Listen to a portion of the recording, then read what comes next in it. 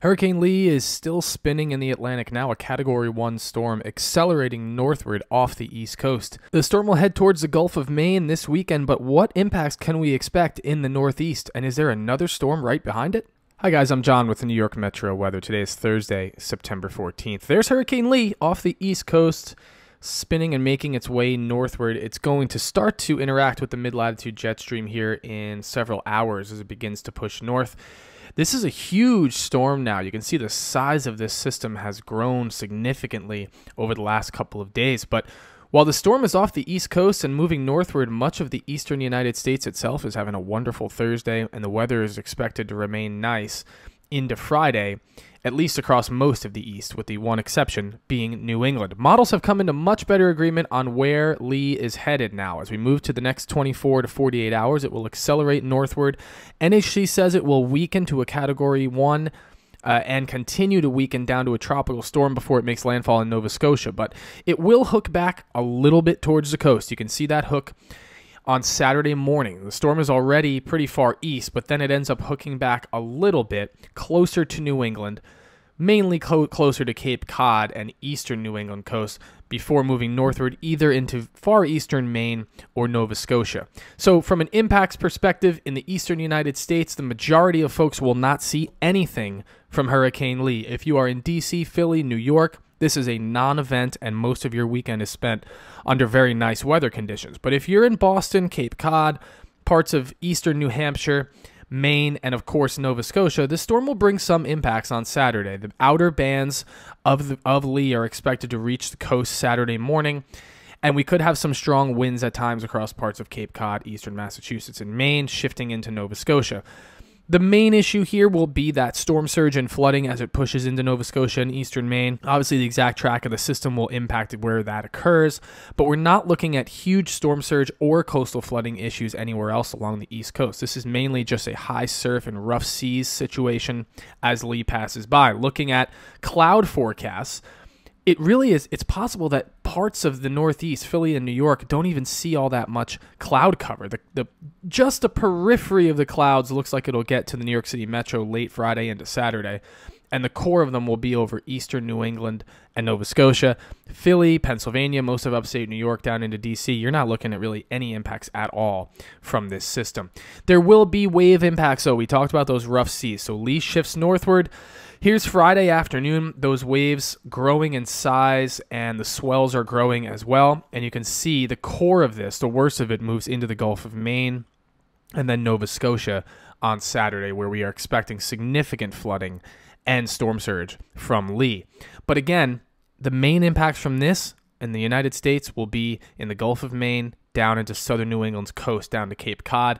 Long Island, the Connecticut and Rhode Island coast, maybe some impacts and higher seas, as well as those very outer rain bands and clouds. But most of the area from New York to New Jersey down southward are not even really going to notice that Lee is passing by.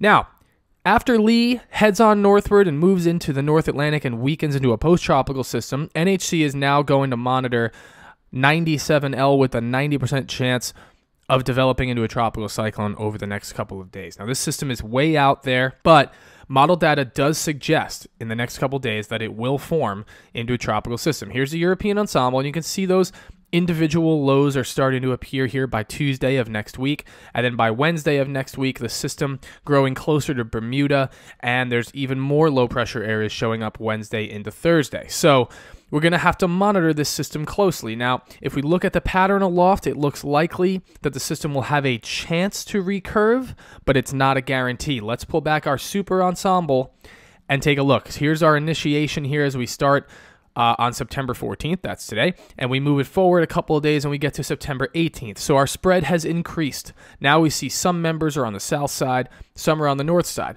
If we roll that forward even more, the spread gets really chaotic. So now you're looking at several hundred miles of difference here among models. This will obviously have a huge impact on the track of this system. And then if you roll it forward even more, the spread gets really ridiculous by the time we get to September 20th. And the one thing to consider here, most models are trying to recurve this system at some point, but similar to Lee, we also have this southwest cluster that's trying to push the storm a little closer to the United States. If it stays south and west, obviously, we want to keep our eyes on it. But most models right now recurving this system eventually out in the Atlantic. I'd keep an eye on this if you're in Bermuda, especially because the ensemble ellipse is centered pretty much right over you in about a week's time. So again, NHC is monitoring this closely. We're going to keep a close eye on this system as it develops over the next couple of days. It looks like gradual development, but it is likely that this will be our next tropical system after Lee. Just returning to Lee for one moment. Again, if you're in the Northeast United States, the impacts from this system are likely to be relegated to eastern New England, from Cape Cod, Nantucket, and Martha's Vineyard northward to parts of Massachusetts, New Hampshire, Maine, and Nova Scotia. That's where we expect rain, wind, some coastal flooding, and storm surge. If you are west of there in New York, New Jersey, Pennsylvania, all the way down the I-95 corridor, this is likely a non-event. And it's all the more reason to trust the sources you use for weather information. The last 10 days have been chaos here on social media, TikTok, Instagram, Twitter, with everyone hyping up this storm beyond belief. It's going to landfall in New Jersey. It's going to landfall in Long Island. It's going to hit Carolinas.